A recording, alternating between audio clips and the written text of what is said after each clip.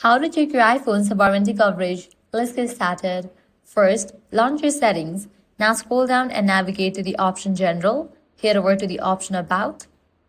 You will now see warranty details for a specific device, including whether you are covered by limited warranty or AppleCare. If you have AppleCare, it will be clearly shown here along with the coverage expiration date. Or else you can check via Apple website. For that, copy your serial number. Now close this and launch your preferred browser. Navigate to the website, check coverage.apple.com. Once you're on this page, here you're going to find this box for serial number. Paste it and click on Submit. You will now see full details of your device coverage, including repair eligibility, AppleCare status, and support options. And that's it. Now you know how to check your iPhone's warranty coverage in just a few steps. If this video helped you out, do not forget to like, share, and subscribe. Thanks for watching.